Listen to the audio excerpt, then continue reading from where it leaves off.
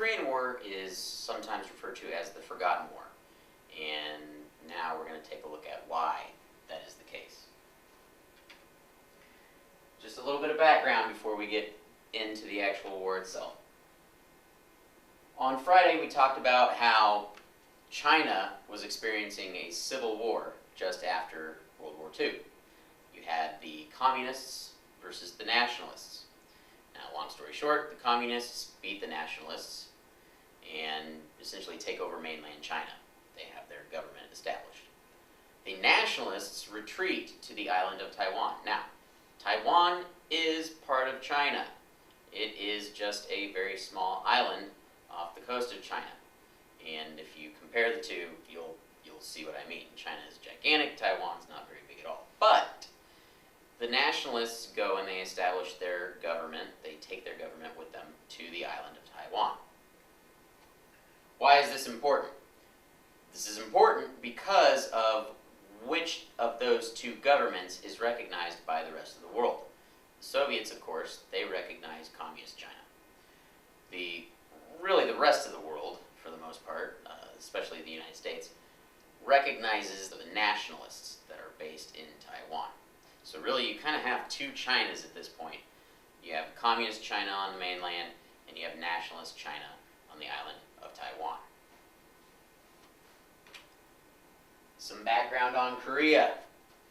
In 1905, the Japanese go in and they establish dominance on that peninsula.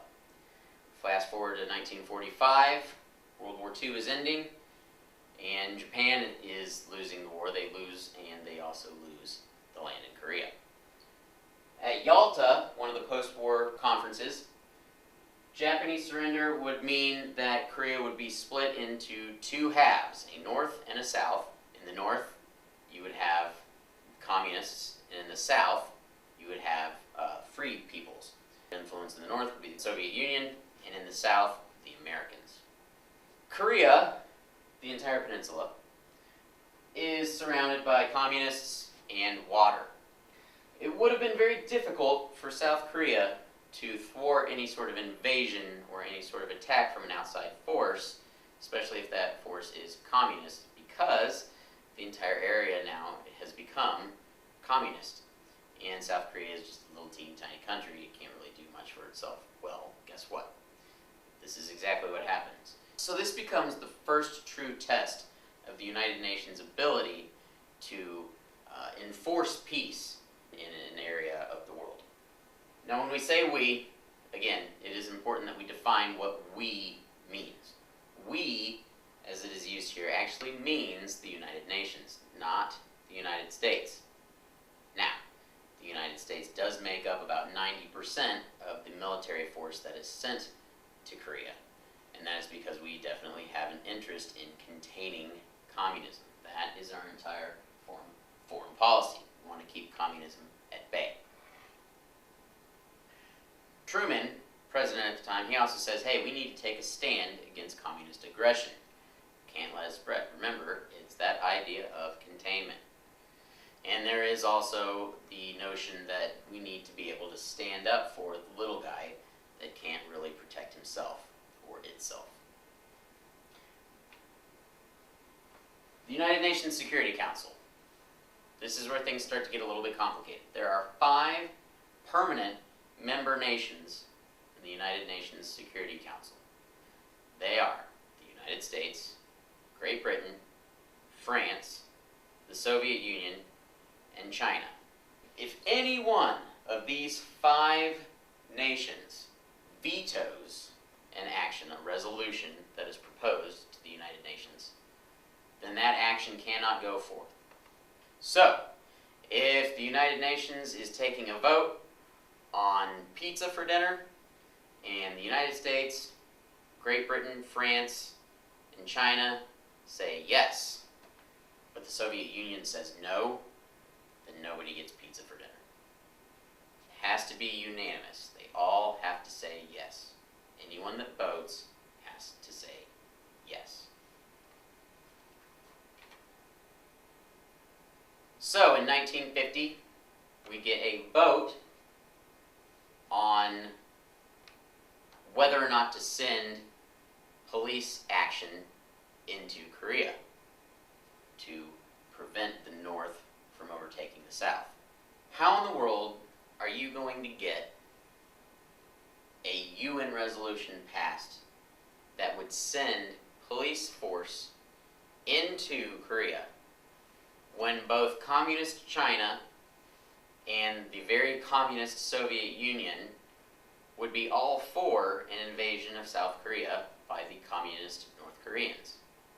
Well, this is where things get really complicated.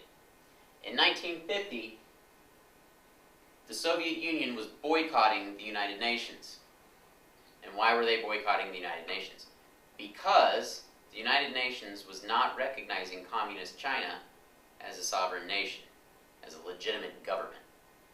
The United Nations was giving that seat to nationalist China, the government that was located on Taiwan. So when the vote comes up, the Soviet Union, they're not there. They're absent, so they don't have a vote. Well, the United States votes yes to send police action. Great Britain votes yes. France votes yes to send police action. And who has the final vote? It's China, but not communist China. Nationalist China. The China that is anti-communist. So they vote yes. So that's how we get a police action mission in Korea. Alright, the actual war. North Korea invaded South Korea in 1950. South Korea was pushed all the way back to a city called Pusan. They actually set up a wall outside the city. They call it the Pusan Perimeter. And the South Koreans have been pushed all the way back here, but they're holding on. The United Nations comes in, and the best option for an attack is by going around to the north to a city called Incheon. It's a port city called Incheon. And it's a very risky military maneuver, very difficult to get into Incheon for a number of reasons that we won't go into. But it works.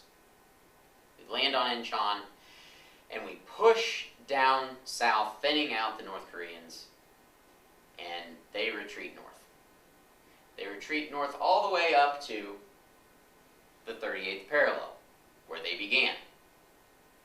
So the United Nations has pushed the North Koreans all the way back up to the 38th parallel. So the question then becomes, do you stop or do you keep pushing? Because remember what our foreign policy is at this time. It's called containment. And if you've pushed the North Koreans all the way back up to the 38th parallel, then technically you've done your job. You have contained communism. It hasn't spread. So do you stop, or do you capitalize on your momentum and keep pushing north? Well, we kept pushing north. President Truman, he gives his blessing to MacArthur to continue pushing north. Well, this continues on to the point where the Chinese step in and they say, if you don't stop advancing, we're going to send hundreds of thousands of troops in to stop you ourselves. MacArthur doesn't believe this. He continues to go north, and eventually the Chinese follow through on their promise and they send in troops, and it is bad for the United Nations forces. The Red Chinese push the United Nations forces that had advanced up north past the 38th parallel. They push them back down again to the 38th parallel. It's a long, drawn-out war. It lasts for another 2 years, and a guy by the name of Dwight Eisenhower campaigned on the promise that he would end the war in Korea. And eventually he does. Peace talks take place, and he's able to, within 6 months, end the war in Korea. Now, when it's all said and done, millions of people are dead, most of them Koreans. 37,000 Americans died. Millions of dollars spent fighting the war. The question becomes, was it all worth it? No land had been gained on either side.